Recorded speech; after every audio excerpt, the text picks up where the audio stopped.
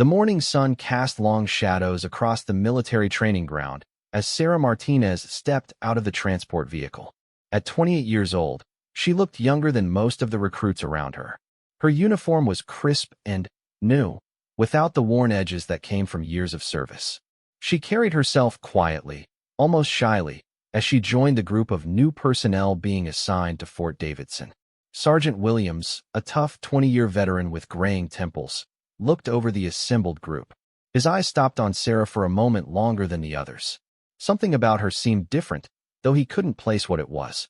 She stood at attention perfectly, but there was a stillness about her that most new recruits didn't possess. "Listen up, people," Williams barked. "You're here because the Army thinks you might be worth something. I'm here to find out if they're right or wrong. This is an advanced training program, not basic boot camp. We expect you to already know how to march, how to follow orders, and how to not embarrass yourself." Sarah said nothing, keeping her eyes forward. Around her, the other soldiers shifted nervously. Most of them had been in the service for 2 to 3 years. They had experience with weapons training, field exercises, and military protocol. Sarah looked like she had just walked out of a recruiting office. The group was led to the barracks where they would spend the next 12 weeks. Sarah was assigned a bunk in the corner of the women's quarters. She unpacked her few belongings methodically, placing everything in regulation order. Her roommate, Corporal Jessica Chun, watched with interest. "First time away from home?" Jessica asked, trying to be friendly. She had noticed Sarah's nervous energy and wanted to help ease what she assumed were first-day jitters. "Something like that," Sarah replied softly, smoothing her blanket into perfect military corners. Her hands moved with practiced efficiency, but Jessica didn't notice the significance. During the afternoon briefing, Captain Morrison outlined the program's expectations. "This advanced combat leadership course will test everything you think you know about warfare, tactics, and survival. Half of you won't make it through. The exercises are designed to push experienced soldiers to their limits." He paused, scanning the room. "We have live-fire exercises, extended field operations in harsh conditions, and leadership challenges that will break down anyone who isn't ready for real combat responsibility." Sarah listened intently, making notes in a small notebook. Her handwriting was neat and organized. The soldier sitting next to her, Private Rodriguez, leaned over to whisper, "Don't worry too much about the scary speech. It's always worse in the description than in reality." She smiled politely, but said nothing. Rodriguez meant well, but he didn't understand that she wasn't worried about the challenges ahead. She was more concerned about how to blend in without drawing attention to herself. The first week of training began with physical fitness assessments. Sarah lined up with the others for the morning run. When the whistle blew, she started at a steady pace, staying in the middle of the pack. Her breathing remained even and controlled as they covered the 5-mile course through the wooded hills surrounding the base. As they approached the final mile, several soldiers began to struggle with the pace. Rodriguez was breathing heavily, his face red from exertion. Chun was keeping up, but clearly working hard. Sarah, however, looked like she was out for a casual jog. Her stride was smooth and efficient, and she wasn't even breathing hard.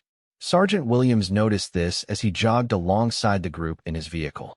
He made a mental note to watch this soldier more carefully. New recruits usually struggled with the physical demands, especially ones who looked as young and inexperienced as Martinez. The weapons training began the next day. Each soldier was required to demonstrate proficiency with standard military rifles, pistols, and support weapons. Sarah stepped up to the firing line when her name was called. She accepted the rifle from the instructor, checked it quickly for safety, and assumed a shooting position. The targets were placed at various distances, from 50 to 300 meters. Sarah's first shot hit the center of the nearest target. Her second shot hit the center of the next target. She worked through all the targets systematically, placing each shot with mechanical precision. Instructor Davies, a former sniper with 15 years of experience, watched through binoculars. "Martinez," he called out after she finished. "Where did you learn to shoot like that?" "My father taught me when I was young," Sarah replied. It was true, though not the complete truth. Her father had indeed taught her basic marksmanship on their family ranch. But the level of skill she had just demonstrated required much more extensive training. Davies nodded, but he remained puzzled. The shooting performance he had just witnessed was at the level of a trained marksman or sniper, not someone whose only experience was hunting with her father. During hand-to-hand combat training, Sarah again distinguished herself in ways that raised questions. When paired with Corporal Brooks, a soldier who outweighed her by 60 pounds, she moved with fluid grace. Brooks came at her aggressively, confident that his size advantage would make the exercise quick and easy. Sarah sidestepped his charge effortlessly, using his momentum against him. In one smooth motion, she had him on the ground and immobilized. The technique was flawless, executed with the kind of muscle memory that only came from extensive practice. "Lucky move, Martinez," Brooks muttered as he got to his feet, embarrassed at being taken down so easily by someone who looked like she had never been in a real fight. "Maybe," Sarah replied quietly, though luck had nothing to do with it. The other soldiers began to take notice of Sarah's consistent performance, but they attributed it to natural talent rather than experience. She was quiet and unassuming, never bragging about her abilities or trying to show off. When others struggled with equipment or procedures, she helped them without making them feel inadequate. During a night navigation exercise, Sarah's team found themselves lost in dense woods with minimal visibility. The other soldiers were using their flashlights frequently, consulting maps and compasses with growing frustration. Sarah watched quietly for several minutes before speaking up. "If we follow the ridge line to the north, we should intersect with checkpoint 3, she suggested softly. "The contour lines on the map show a clear path." Rodriguez looked at the map again, tracing the route she described. "How did you see that?" "I've been staring at this thing for 20 minutes. Just takes practice reading terrain," Sarah said. She was right about the route, and they reached their destination 30 minutes ahead of schedule. Word of Sarah's consistent performance began to spread among the training staff. She excelled at every challenge without apparent effort, but always in a way that seemed to surprise even her. When questioned about her abilities, she gave modest answers that deflected attention. Captain Morrison pulled her aside after the first week of training. "Martinez, your instructors tell me you're performing exceptionally well for someone with no prior military experience. Have you considered applying for specialized programs?" "I'm just trying to do my best, sir," Sarah replied. "I want to serve my country well." Morrison studied her for a moment. There was something about her demeanor that didn't quite match her official record. She carried herself with a confidence that seemed beyond her supposed experience level. But her personnel file clearly showed this was her first military assignment. "Keep up the good work, soldier," he said finally. "But don't be afraid to push yourself harder. I think you have more potential than you realize." As Sarah walked away from the captain's office, she felt a familiar weight of responsibility. She had worked hard to build a new identity, to start fresh after everything that had happened. The last thing she wanted was unwanted attention or questions about her past. That evening, she sat on her bunk writing in a personal journal. The words came slowly, each one carefully chosen. She wrote about the challenge of hiding in plain sight, of being exceptional while trying to appear ordinary. The other soldiers had accepted her as a talented rookie, and she intended to keep it that way. Jessica Chun approached her bunk area, holding 2 cups of coffee from the mess hall. "Thought you might want some caffeine before lights out," she offered. "You seemed pretty focused on whatever you're writing there." "Just keeping track of training notes," Sarah said, accepting the coffee gratefully. "Making sure I don't forget anything important." "You don't seem like the type to forget much," Jessica observed. "You pick things up faster than anyone I've seen. Some of the guys are starting to call you the natural." Sarah managed a smile, though the nickname made her uncomfortable. Natural talent was a convenient explanation for skills that actually came from years of hard-won experience and training that officially didn't exist. The second week of training would bring more complex challenges, and Sarah knew that maintaining her carefully constructed facade would only become more difficult. But, for now, she was successfully hiding in plain sight, just another dedicated soldier working to serve her country. The second week of training brought tactical field exercises that would test the soldiers under simulated combat conditions. Sarah's squad was assigned to patrol a mock village where hostile forces were reportedly hiding.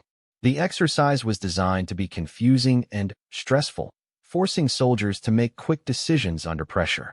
Sergeant Williams briefed the squad before they moved out. Intelligence reports indicate enemy combatants are holding civilians in Building 3.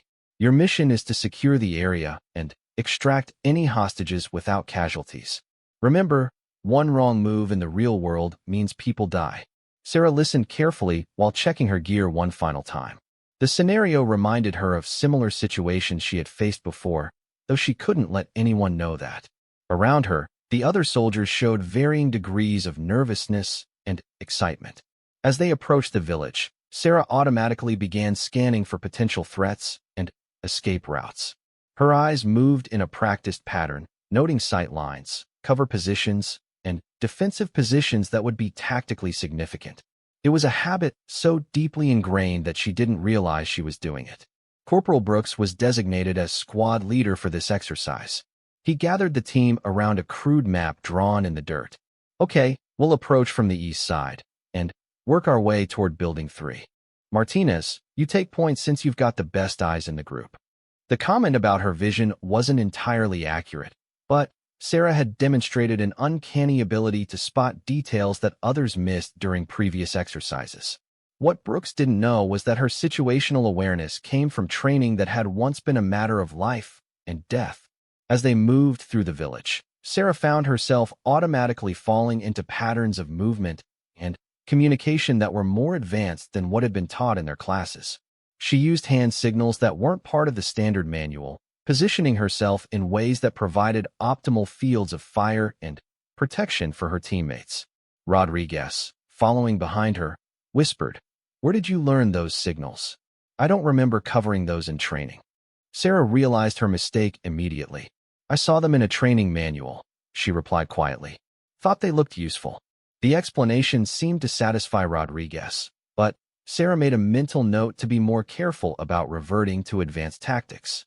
They reached the target building without being detected by the opposing forces, who were played by more advanced students from the Special Operations Training Program.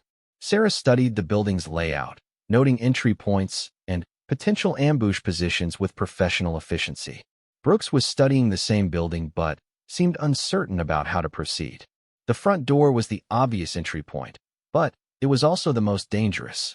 Side windows offered alternatives, but they would require coordination and timing that the squad hadn't practiced.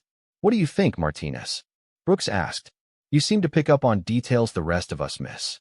Sarah found herself in a difficult position. The tactically correct approach was obvious to her, but it would involve techniques and strategies beyond what their training had covered. She needed to offer useful advice without revealing the depth of her knowledge. "The front door seems like a trap," she said carefully.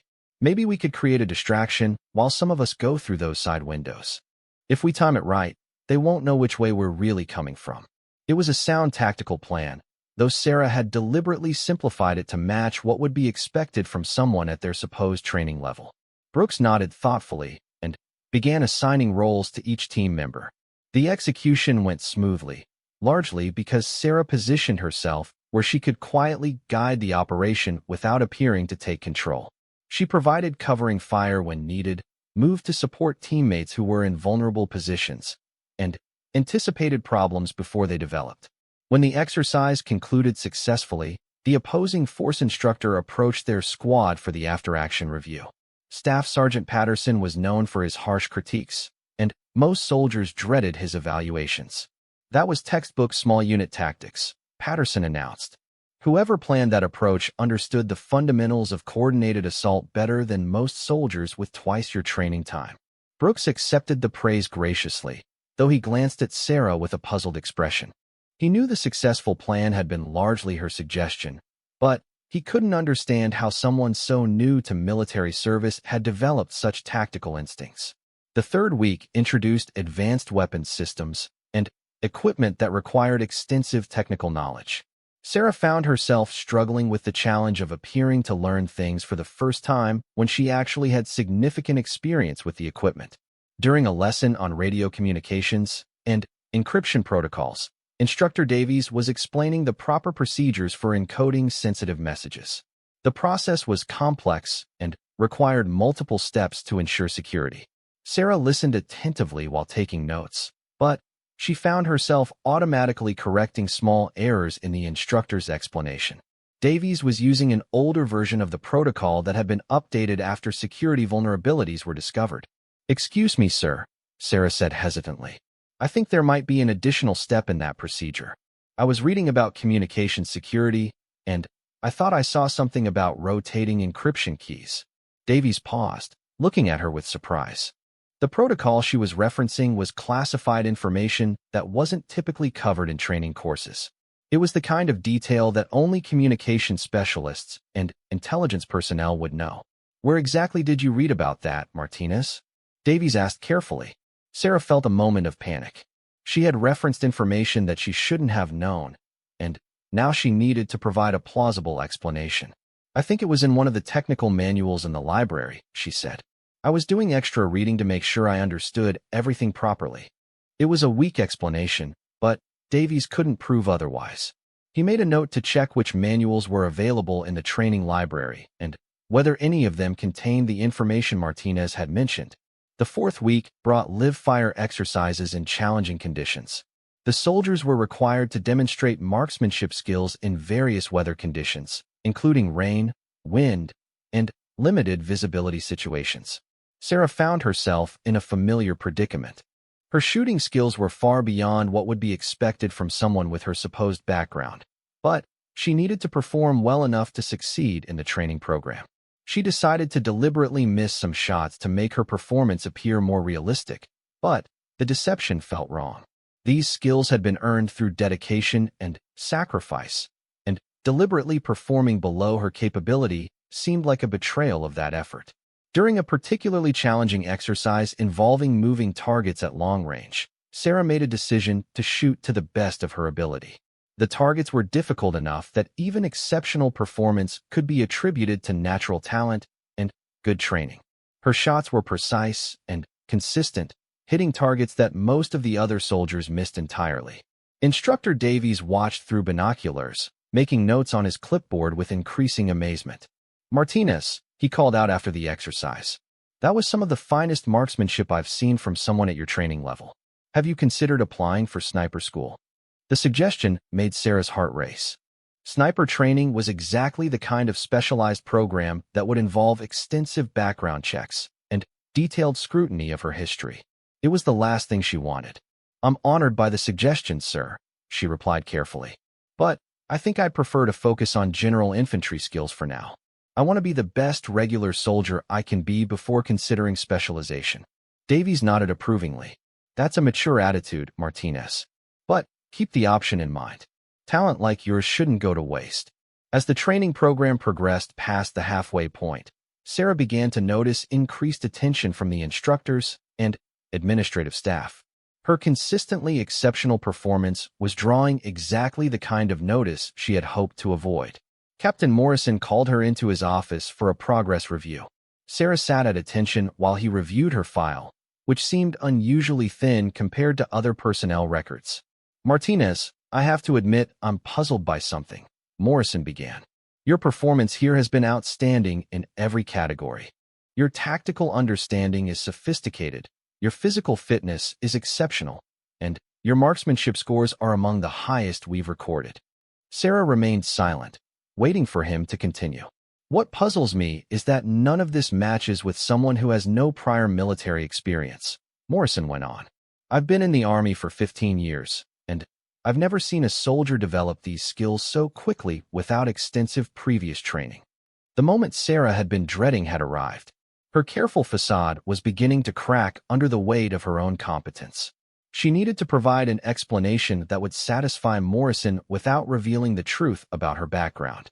"Sir, I've always been dedicated to physical fitness and outdoor activities," she said. "My father was a veteran, and he taught me about weapons and tactics from a young age. I've been preparing for military service my entire life." It was partially true, though it omitted the most significant parts of her story. Morrison studied her face carefully, looking for signs of deception or uncertainty. "Well, whatever your background, you're proving to be an exceptional soldier. I'm recommending you for accelerated promotion consideration." Sarah felt her stomach drop. Accelerated promotion would mean additional scrutiny and review of her personnel file. It would also mean increased responsibilities and visibility within the military structure. "Sir, I appreciate the consideration," she said. "But I prefer to complete my current training and serve at my assigned level for a while. I want to make sure I'm truly ready for additional responsibility." Morrison raised an eyebrow. Most soldiers would jump at the chance for early promotion, especially someone who was performing as well as Martinez. "That's an unusual response, Martinez," he observed. "Most people in your position would be eager to advance as quickly as possible. I believe in earning advancement through proven service rather than just training performance, sir," Sarah replied. He dismissed her with instructions to continue her excellent work and to reconsider the promotion opportunity in the future. That evening, Sarah sat alone in the barracks after lights out, staring at the ceiling and wrestling with the growing complications of her situation. She had entered the training program hoping to blend in and start a new chapter in her life. Instead, her competence was threatening to expose the very past she was trying to leave behind. Jessica Chin's quiet voice broke through her thoughts. "Can't sleep either? I saw how stressed you looked after meeting with the captain." Sarah turned toward her roommate's bunk. "Just thinking about the future," she said. "Sometimes doing your best can create unexpected complications." "You mean all the attention you've been getting from the instructors?" Jessica asked. "I noticed they watch you differently than the rest of us, like they're trying to figure out a puzzle." The observation was more perceptive than Sarah had expected. If Jessica had noticed the unusual attention, others probably had too. "I just want to serve my country and do my job well," Sarah said. "All the extra attention makes me uncomfortable." "Maybe that's exactly why you deserve it," Jessica replied. "The soldiers who seek attention usually don't deserve it. The ones who just focus on doing their job well are often the ones who should be in leadership positions." Sarah appreciated the sentiment, but she knew the situation was more complicated than Jessica realized. The attention she was receiving wasn't just about recognizing good performance. It was the beginning of scrutiny that could eventually expose secrets she needed to keep buried. The 5th week of training brought an unexpected crisis that would test not only the soldiers' tactical abilities, but also their character under genuine pressure. A severe storm had moved through the region, causing flooding and infrastructure damage that stranded several civilian families in remote areas. Captain Morrison gathered the advanced training company in the main briefing room. His expression was serious as he addressed the assembled soldiers. "This is not a drill," he announced. "We have a real-world humanitarian emergency. Local authorities have requested military assistance for search and rescue operations. Civilian lives are at stake." Sarah felt her pulse quicken, though not from nervousness. This was the kind of situation where her experience could make a real difference. But it was also exactly the type of high-stakes operation where her true background might become obvious. The affected area includes rough terrain, damaged infrastructure, and potentially dangerous conditions, Morrison continued. "We'll be working in teams of 4, each assigned to search a specific grid square for stranded civilians." He began calling out team assignments. Sarah found herself grouped with Rodriguez, Chun, and Brooks. They had worked together effectively during training exercises, but this would be their first real emergency situation. As they gathered their gear, Brooks pulled Sarah aside. "I know the captain designated me as team leader, but honestly, you've got better instincts than any of us. I won't have any pride issues if you want to take point on the tactical decisions." The offer was generous and practical, but it also represented exactly the kind of responsibility that Sarah was trying to avoid. Leading in a real emergency would require her to use skills and knowledge that went far beyond what a recruit should possess. "I appreciate the confidence," Sarah replied carefully. "But you're the appointed leader, and I'll support whatever decisions you make. We work better as a team than trying to figure out who's in charge." Brooks nodded, though he still looked uncertain about taking full responsibility for the mission. Their assigned search area was a valley that had been cut off by flooding and fallen trees. Intelligence reports suggested that at least 2 families were trapped in the area, including elderly residents and small children. As they approached the affected region, Sarah automatically began assessing the tactical situation. The flooding had created multiple hazards, including unstable ground, contaminated water, and the possibility of additional infrastructure collapse. Rodriguez was studying the map provided by emergency coordinators. The last known position of the missing families was near this cluster of houses, he said, pointing to a location marked in red. But that was 12 hours ago. They could have moved anywhere by now. Sarah studied the topographical features of the area, mentally calculating how flood waters would flow and where people might seek higher ground. Her analysis was based on training in escape and evasion tactics that had taught her to think like someone trying to survive in hostile territory. If I were trying to stay safe in this area, I'd probably head for that ridge line, she suggested, indicating a higher elevation about 2 miles from the original position. It's above the flood level and has natural shelter from those rock formations. Chen looked at the suggested location through binoculars. It's possible, but that's pretty far from where they were last seen. Why would they go that direction instead of toward the main road? Because the main road is probably flooded, Sarah explained. If you can't get out through the obvious routes, you look for defensible positions where you can wait for help to arrive. Her reasoning was sound, though it reflected a tactical mindset that went beyond civilian emergency thinking. Brooks decided to split their search effort, with him and Rodriguez checking the original location while Sarah and Chun investigated the ridge line.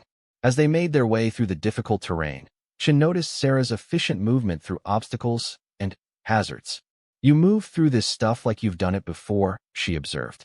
Most of us are stumbling around like tourists. I spent a lot of time hiking and camping growing up, Sarah replied.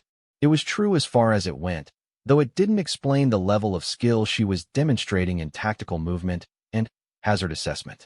When they reached the ridge line, Sarah immediately spotted signs that people had been in the area recently.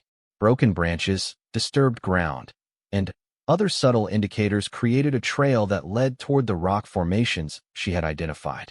There, she pointed to a shadowed area between large boulders. Someone's definitely been through here within the last few hours.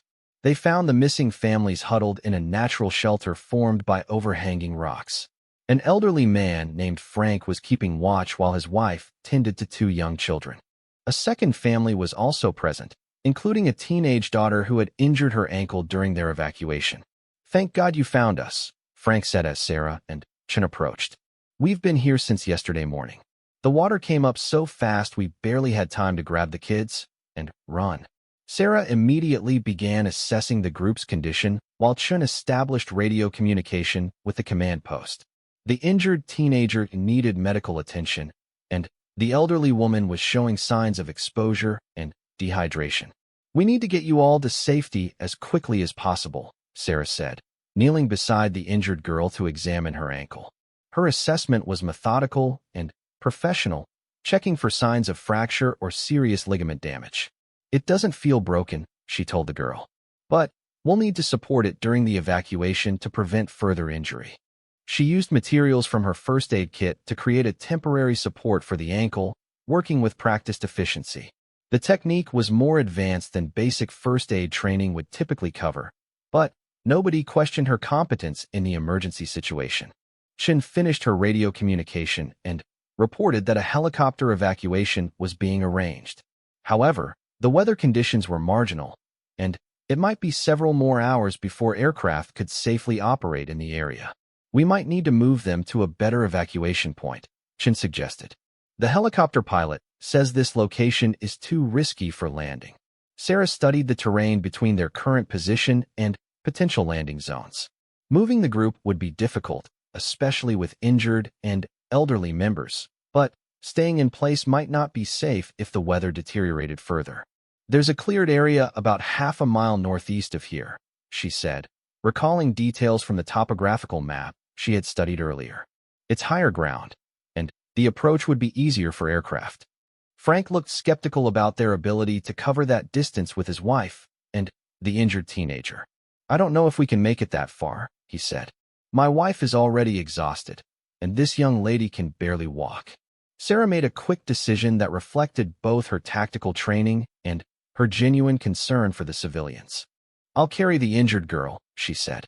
Chen, can you help support Frank's wife? We'll move slowly and take breaks as needed.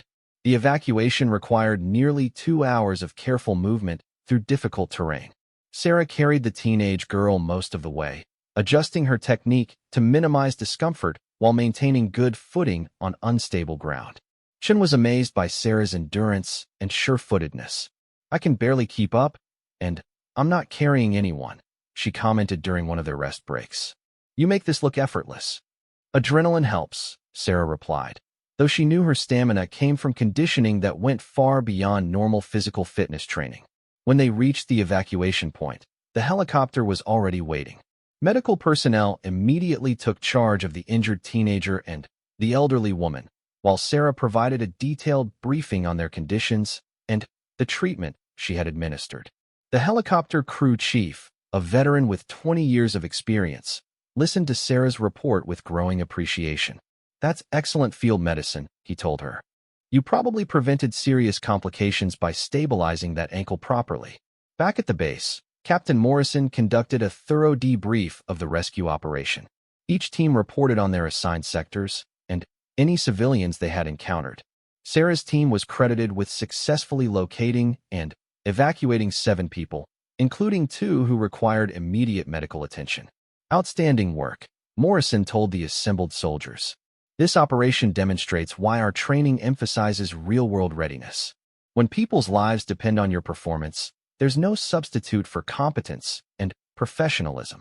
He specifically commended Sarah's team for their initiative in expanding their search beyond the assigned grid coordinates. Martinez's tactical analysis led directly to finding those families, he noted. That kind of thinking saves lives. The praise made Sarah uncomfortable, though she tried not to show it. Her analysis had been based on training and experience that she couldn't acknowledge, and the recognition only increased the unwanted attention she had been trying to avoid. Later that evening, Sergeant Williams approached Sarah while she was cleaning her equipment. His expression was thoughtful as he studied her working methodically through her gear maintenance routine. Martinez, I've been watching your performance throughout this training cycle, he said. What happened today confirms something I've been suspecting. Sarah felt her heart rate increase, though she kept her expression neutral. What's that, Sergeant? You've got natural leadership abilities that go beyond anything we can teach in a classroom, Williams said. The way you handled that rescue operation showed judgment and competence that usually takes years to develop. It was a compliment, but Sarah heard the underlying question in his words.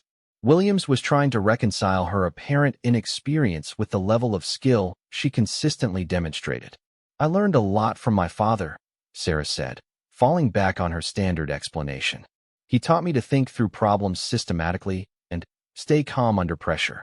Must have been quite a father, Williams observed. The techniques you use today for casualty care and tactical movement are pretty sophisticated. Where did he serve? The question was casual, but Sarah recognized it as a probe for additional information about her background. Williams was smart enough to know that her skills suggested more extensive training than she had admitted. Vietnam era, Sarah replied truthfully. He didn't talk about it much, but he made sure I understood the importance of being prepared for difficult situations. Williams nodded slowly. The explanation was plausible, though it still didn't fully account for all the skills Martinez had demonstrated.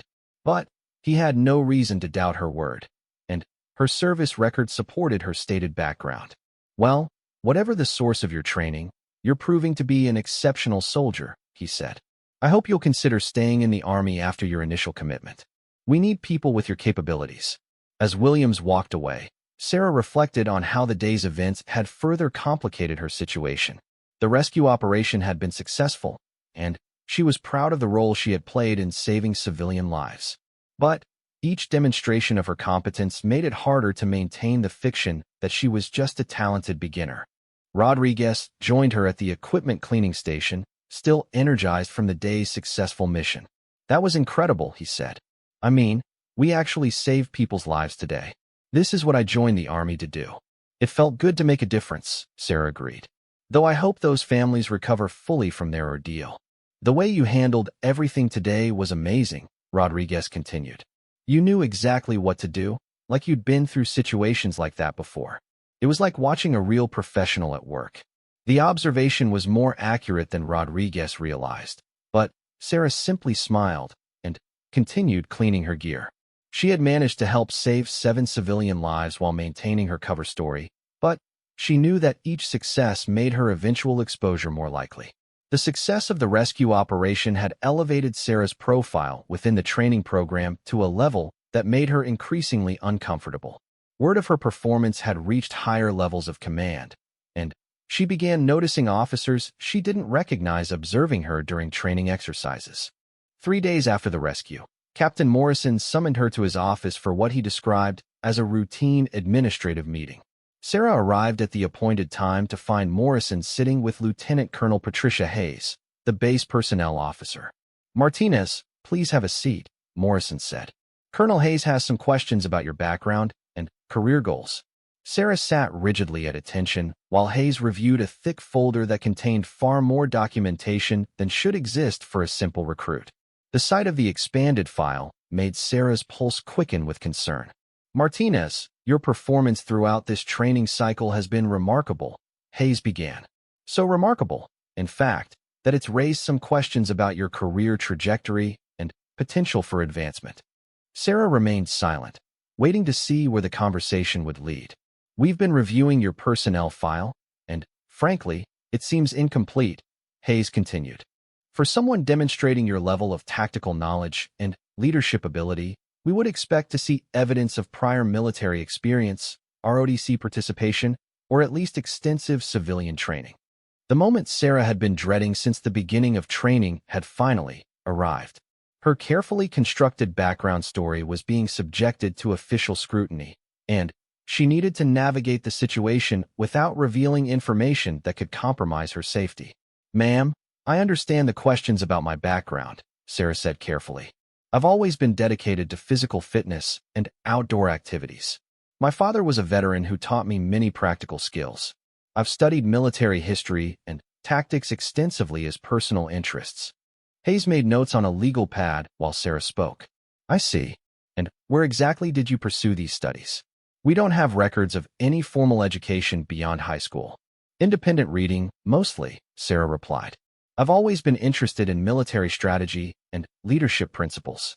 I spent a lot of time at libraries and online resources learning about these topics." It was a weak explanation, and Sarah could tell that Hayes wasn't entirely convinced. The colonel's experience with personnel issues had taught her to recognize when soldiers were being less than completely forthright about their backgrounds. "Martinez, I want to be direct with you," Hayes said.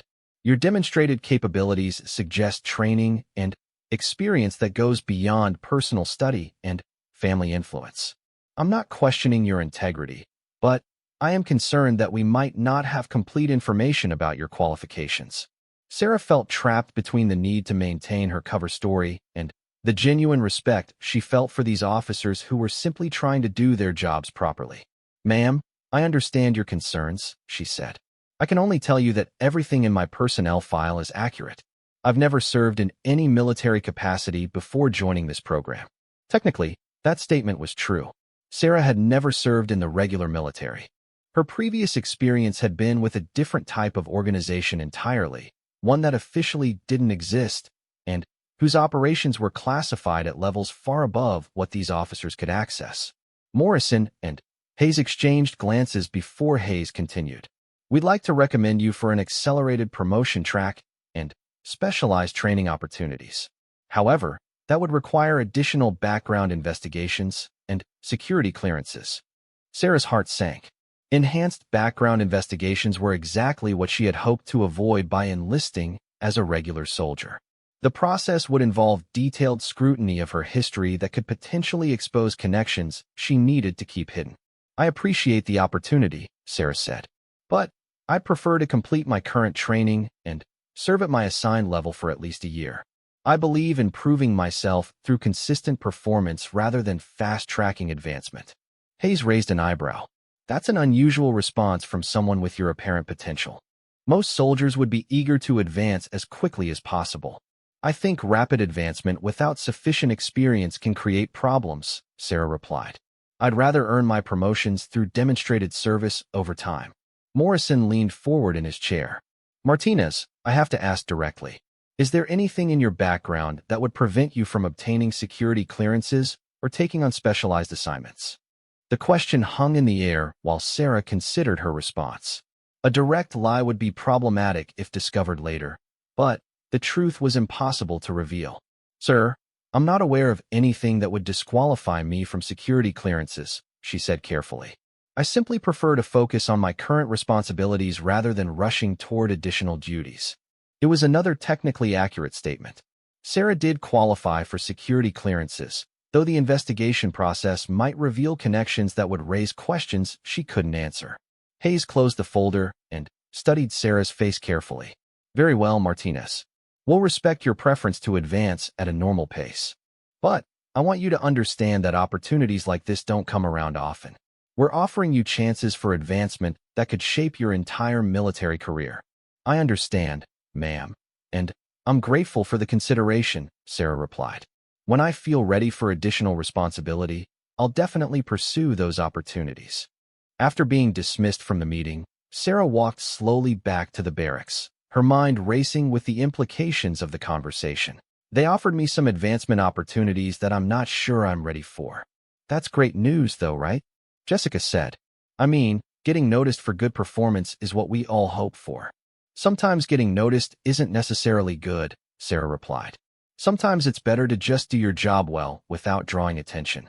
Jessica studied her friend's expression, sensing there were deeper concerns behind the casual comments.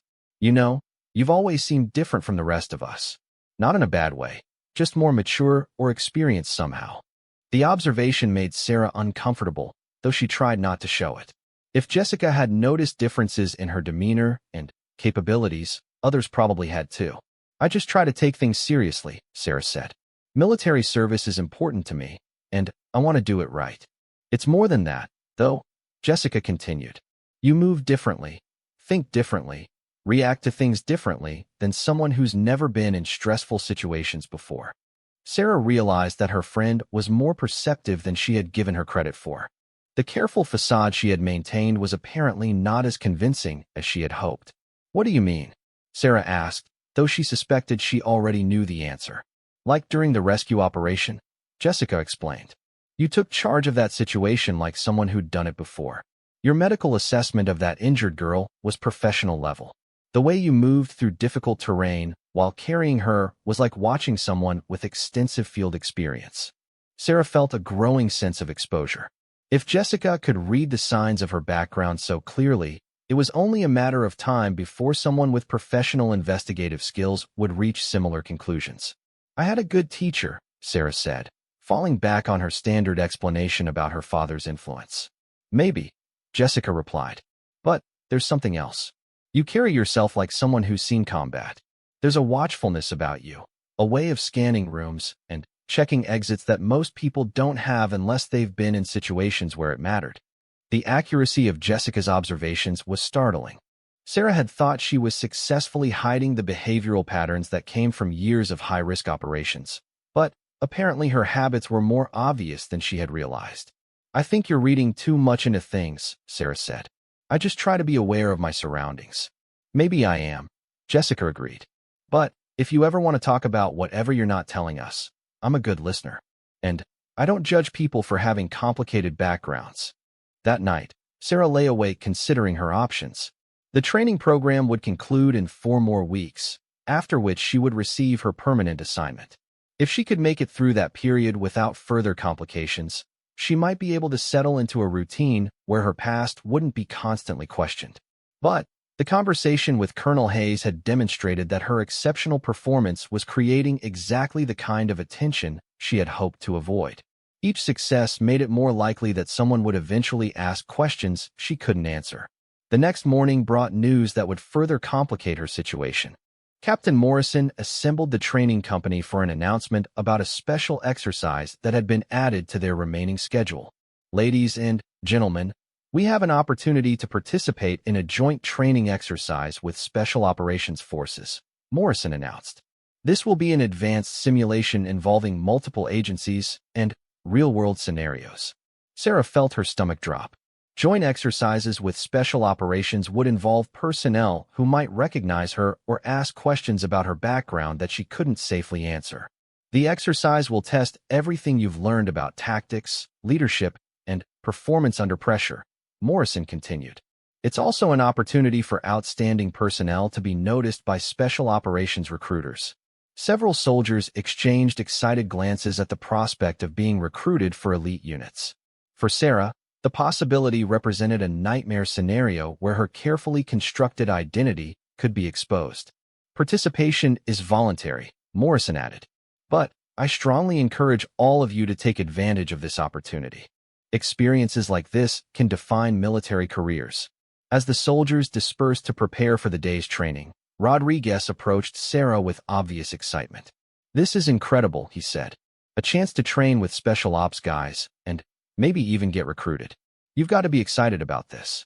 Sarah managed to smile while her mind raced through the potential complications. "It's definitely an interesting opportunity," she replied, though privately she was already planning how to avoid participating without drawing unwanted attention. The joint exercise was scheduled for the following week, giving her limited time to develop a strategy for navigation, what could be the most dangerous situation she had faced since beginning her new life. The skills that had made her exceptional during training could become liabilities if they attracted attention from people who might recognize their true source. For the first time since beginning the program, Sarah seriously considered the possibility that maintaining her cover might be impossible.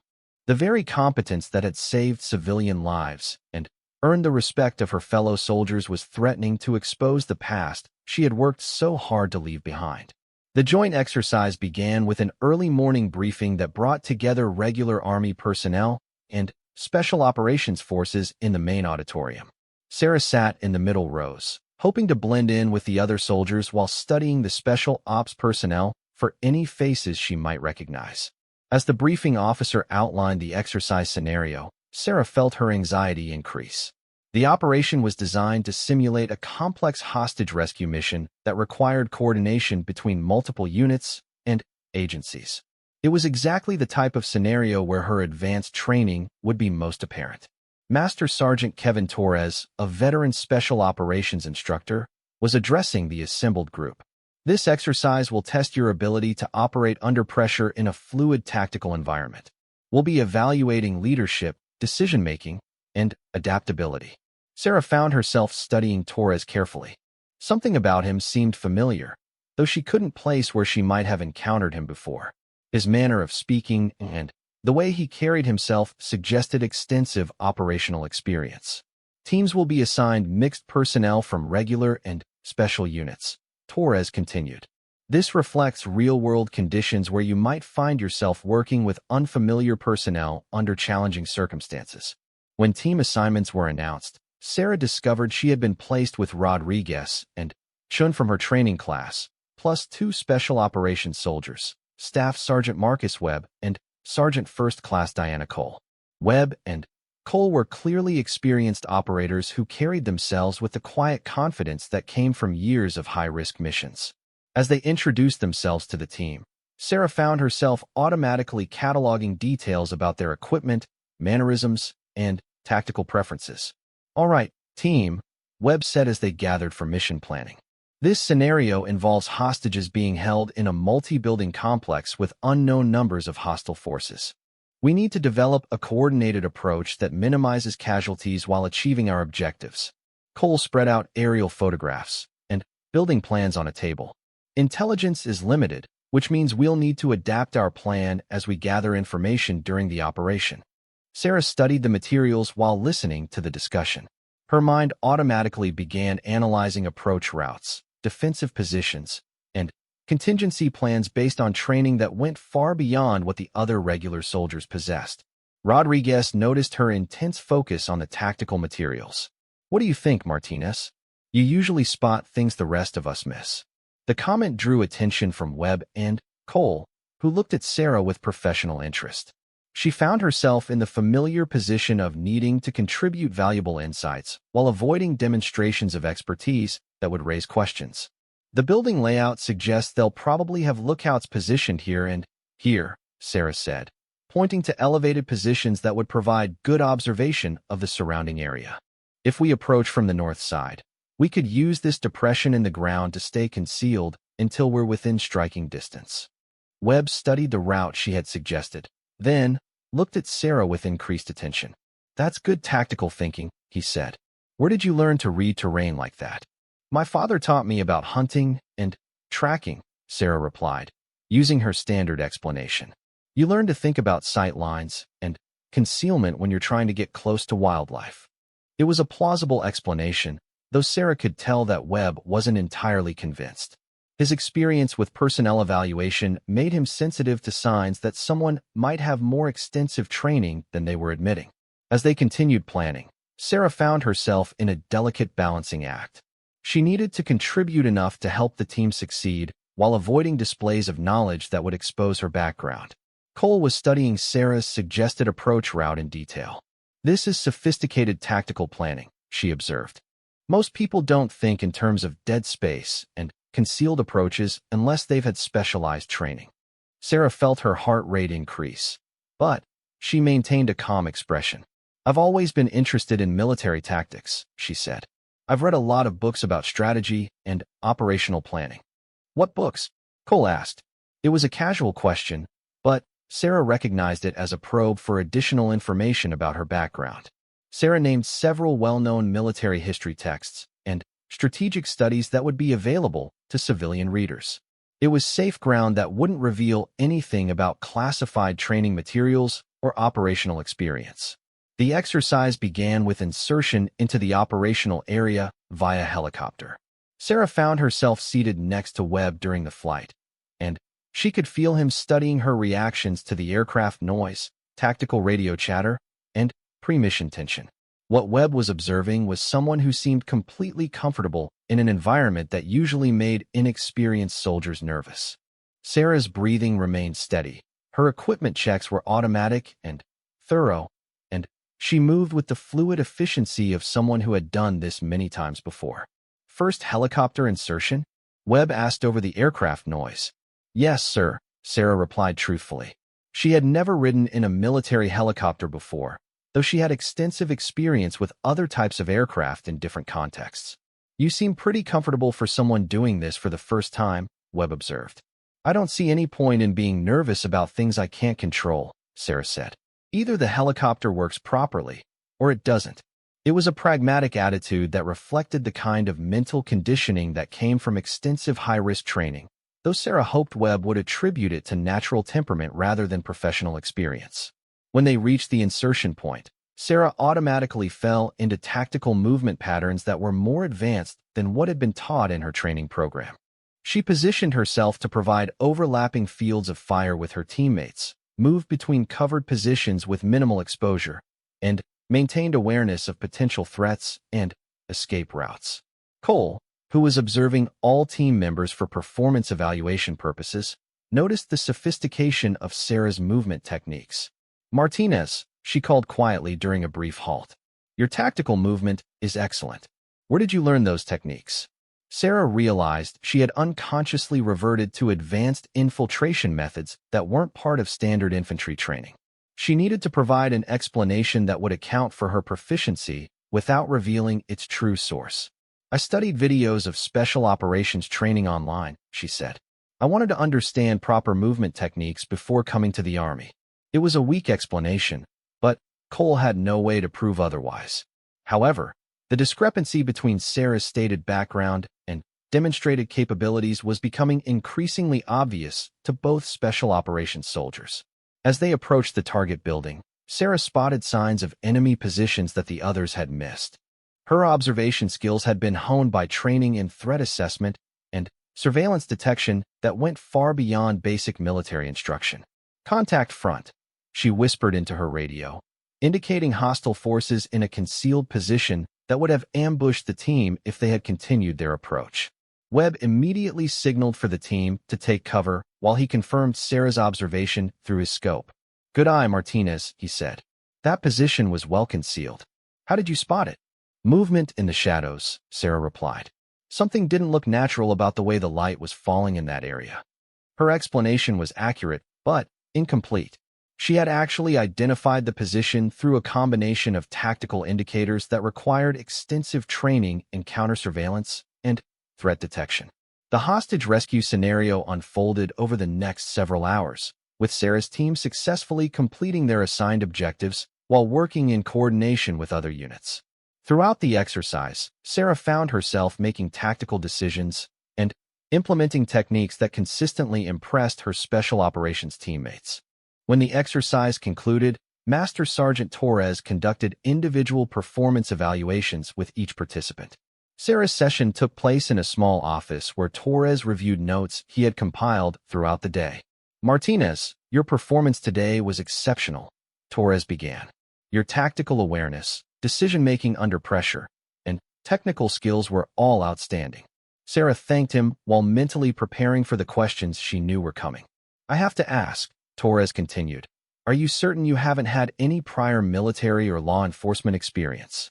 The level of proficiency you demonstrated today typically requires years of specialized training." Sarah looked directly at Torres while she answered, "Sir, I understand why my performance might raise questions. I've been interested in military tactics and strategy my entire life. I've studied extensively and tried to prepare myself as thoroughly as possible for military service." Torres studied her expression carefully. His experience in personnel evaluation had taught him to recognize when people were being less than completely honest about their backgrounds. "Martinez, I'm going to be direct with you," he said. "Some of the techniques you use today are taught in advanced special operations schools. They're not something you could learn from books or videos." Sarah felt the weight of accumulated deceptions pressing down on her. Every exceptional performance had made this moment more inevitable, and she was running out of plausible explanations for her capabilities. "Sir, I can only tell you what I've already said about my background," she replied. "Everything in my personnel file is accurate." Torres leaned back in his chair, considering his options. He was certain that Martinez had training and experience that went beyond what she was admitting, but he had no proof of deception and no grounds for formal investigation. "Let me ask you this," he said finally. "Would you be interested in applying for special operations training? Your demonstrated abilities suggest you would be an excellent candidate." The irony of the situation was not lost on Sarah. She was being recruited for training that she had already completed in a different context by an organization whose existence was known only to a select few. "I appreciate the compliment, sir," she said, "but I prefer to focus on being the best regular soldier I can be. I think specialized training should come after proving yourself in basic assignments." Torres nodded slowly, though her response puzzled him. In his experience, soldiers with her level of ability were usually eager to pursue advanced training opportunities. After the evaluation session, Sarah walked across the base toward the barracks, reflecting on how close she had come to complete exposure.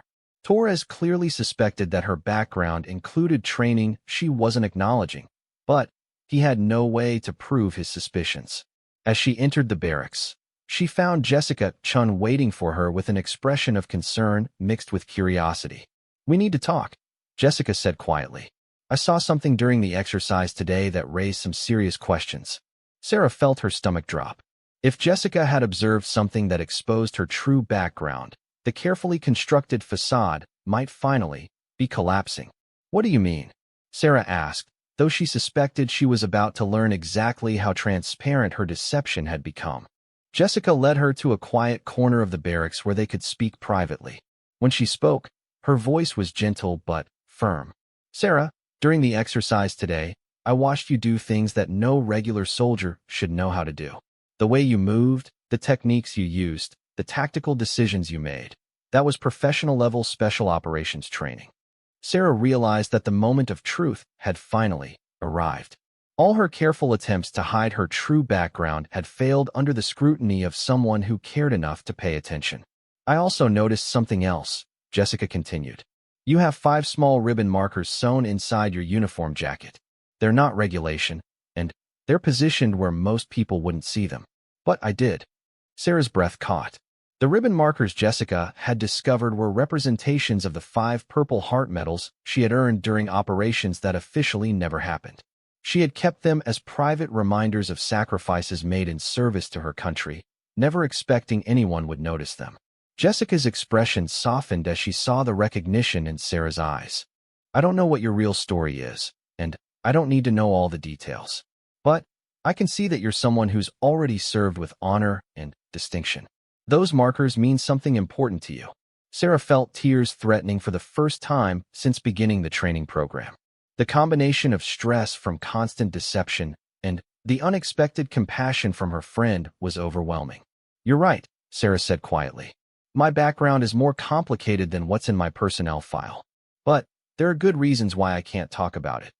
"I figured that might be the case," Jessica replied. "What I want you to know is that you don't have to carry this alone. You're a good person and a great soldier, whatever happened in your past." For the first time in months, Sarah felt the possibility of having a genuine friendship with someone who could accept her without needing to know all the details of her history. It was a gift she hadn't expected to find in her carefully planned new life. The training program would conclude in one more week, and Sarah would finally receive her permanent assignment to a regular unit where she could serve with the anonymity she had sought. She had successfully navigated the challenges of hiding her true capabilities while still contributing to her team's success. But, more importantly, she had discovered that starting over didn't require completely abandoning everything from her past. The 5 purple heart markers would continue to remind her of service and sacrifice that had meaning, even if it could never be officially acknowledged.